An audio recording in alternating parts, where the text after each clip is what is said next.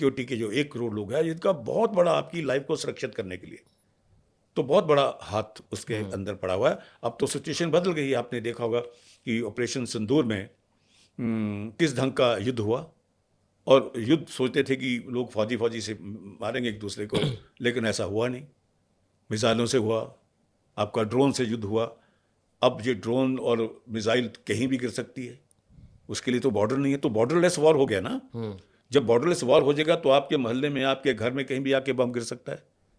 अब जब ये सिचुएशन देश में पैदा होगी एक दिन में ही, तो भारत सरकार ने एकदम कहा कि आपकी जो सिविल डिफेंस है इसको मजबूत किया जाए। नहीं तो सिविल डिफेंस नाम का कोई डिपार्टमेंट रहा नहीं था, कोई काम ही नहीं था उनका। तो तब उन्होंने कैप्सी से, हमारी जो ऑर्गेनाइजेशन है central association private security industry, उनसे संपर्क हमारा उनके साथ हुआ, क्योंकि हम 1 करोड़ लोग थे। तो उनको कहा गया कि आप इन 1 करोड़ लोगों को आप ट्रेन करिए सिविल डिफेंस में। तो हर शहर में, हर गली, जो बाजार में, या कॉलोनी में आपके पास 1 करोड़ ट्रेंड लोग होंगे जो दुनिया में कहीं नहीं होंगे सिविल डिफेंस में। तो इनका काम क्या होगा सिविल डिफेंस में? सिविल डिफेंस में जो सिविल डिफेंस का काम होता है, कोई ऐसी आपदा आ जाए जो हो जाए तो उसको, लोगों को बचाना, फ्लड आ जाए उसको बचाना, और कोई बिल्डिंग में आग लग जाए उसको बचाना, तो आपके फायर वाले तो कम आएंगे। अगर जहाँ पे 10 जगह बम गिर गया तो फायर ब्रिगेड वाले कहाँ जाएंगे जी? तो हम ही लोग होते हैं जो वहाँ पे फर्स्ट रिस्पॉन्डर हैं। अगर इस बिल्डिंग में कोई गार्ड खड़ा है, ही और she will become the first responder, कि अगर यहाँ कुछ हो गया तो किसी को फ़ोन करने की जरूरत नहीं है, मैं 2-4 लोग ही सक्षम होंगे अगर हम ट्रेंड होंगे इस बिल्डिंग को बचाने के लिए। तो ऐसी ट्रेनिंग देने का हमारा एग्रीमेंट हो गया है सरकार के साथ, और उसका काम भी शुरू हो गया। उसके साथ साथ जो इससे बड़ी आपदा आती है जिसको डिज़ास्टर मैनेजमेंट बोलते हैं, चाहे वो फ्लड आ जाए, चाहे सुनामी आ जाए, जब बड़े बम फटे, जहाँ पे बिल्डिंगें गिरने लगे, ज़्यादा क्षति हो जाए, उसके लिए भी अब हमारा जो नेशनल डिज़ास्टर मैनेजमेंट अथॉरिटी है, उनके साथ हमारा एग्रीमेंट हो गया कैप्सी का, कि वो भी हमारे सब लोगों को उतनी बड़ी आपदा को हैंडल करने में उसकी ट्रेनिंग देंगे।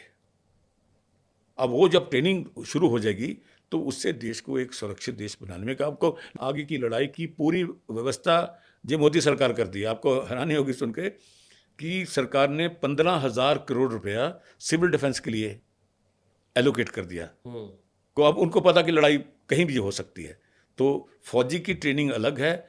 हमें हर शहर में फौजी चाहिए होंगे, फौजी जैसी मानसिकता के लोग चाहिए होंगे। इनफैक्ट पहलगाम की अगर हम बात करें थोड़ी सी, तो पहलगाम कश्मीर में 5 लाख के आसपास ट्रूप्स हैं ऑलमोस्ट। एंड बहुत जगह पे ये भी बोला गया कि सोशल मीडिया चैनल्स पे टेररिस्ट ऑलरेडी बोल रहे थे, कुछ ना कुछ इन्फॉर्मेशन दे रहे थे। जैसे किसी ने लिखा था it will be a very hot summer in Jammu, ऐसा एक सोशल मीडिया चैनल पे किसी टेररिस्ट ग्रुप ने लिख दिया था। किसी ने लिखा be prepare to receive some body bags. तो कुछ कुछ इन्फॉर्मेशन ऑलरेडी दे रहे थे। मुझे थोड़ा, जैसे आपने खबरी की बात की यार, इन्फॉर्मेशन गैदरिंग करना सबसे बड़ा काम है एक इंटेलिजेंस के अंदर या इंटरनल सिक्योरिटी के अंदर। तो ये जो इंफॉर्मेशन इंटेलिजेंस गैदरिंग करने का होता है, इसमें सिर्फ इन्फॉर्मर तो अलग हो गए, बट डिजिटल में क्या क्या होता है? How do you capture the information? See, interception एक आर्ट है। और इंटरसेप्शन क्योंकि अब आपके साइंस से जुड़ा है, डिजिटल में हो गया है, बड़ी तरक्की हो गई है, सूचना तंत्र को आप कैसे सुने, ये तो एक बहुत बड़ी बात हो गई है कि आप व्यक्तियों की आवाज़ें सुन सकते हो।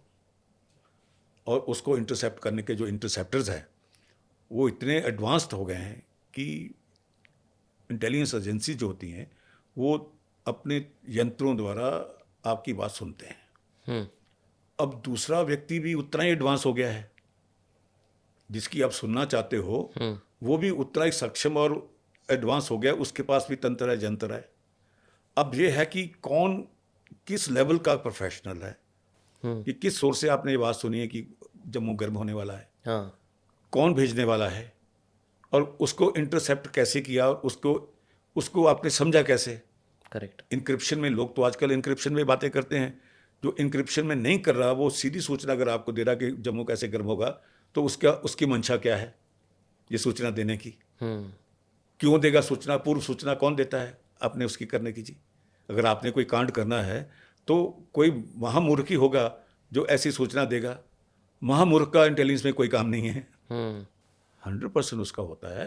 तो उसके अंदर आपकी स्मार्टनेस उसी में है कि सूचना को कौन से सोर्स से आप देख रहे हो, असली करने वाले कौन हैं। आम व्यक्ति तो करेगा नहीं पहलगाम में आके। करेक्ट। तो कुछ ही लोग होंगे जो इसके सक्षम हैं, जिनकी संगठन इतना स्ट्रांग है, जो उतने कमिटेड हैं कि एक देश से दूसरे देश में आके कोई गड़बड़ पैदा करना या आतंकवाद की करना, जो बाहर से आई इन्फॉर्मेशन का उसको एनालाइज करना, एवेल्युएशन करना, इसके हमारे सिस्टम हैं। तभी तो देश ऐसे हालात में बचा पड़ा है। आज हम अगर कहीं ना कहीं देश इकट्ठा है तो ये मान के चलिए कि आपका इंटरनल सिस्टम बड़े हद तक काफ़ी स्ट्रांग है। इसके ऊपर देश में कोई चर्चा नहीं करता है कि हमारी असुरक्षा की जो मामला हुई वो कहाँ से शुरू हुई, कम्युनिस्ट पार्टी ने क्या किया था। कम्युनिस्ट एमएल वाले मार्क्सिस्ट लेनिनिस्ट लोग थे, वो कहाँ के मार्क्सिस्ट हैं, कौन लेनिन है, कहाँ के लोग हैं, अभी रूस के कहाँ वाले, उसका जहाँ पे आके हमारे सिस्टम में कोई लेना देना नहीं था। वो चीज़ें जब लाने की कोशिश हो गई, पूरा कलकत्ता की जितनी इंडस्ट्री सी बंद हो गई, सब लोग वहाँ से भागने लगे, जो बहुत बड़ा कॉमर्स का सेंटर था। तो इसी तरह वो जो व्यवस्था बदलती गई, अंदर आपके सिक्योरिटी चैलेंजेस जब आते रहेंगे तो आपको उसको चेंज करना पड़ेगा। चेंज तभी कर पाओगे अगर आप उस व्यवस्था, वो जो चीज़ हो रही है उसके बरखिलाफ हो।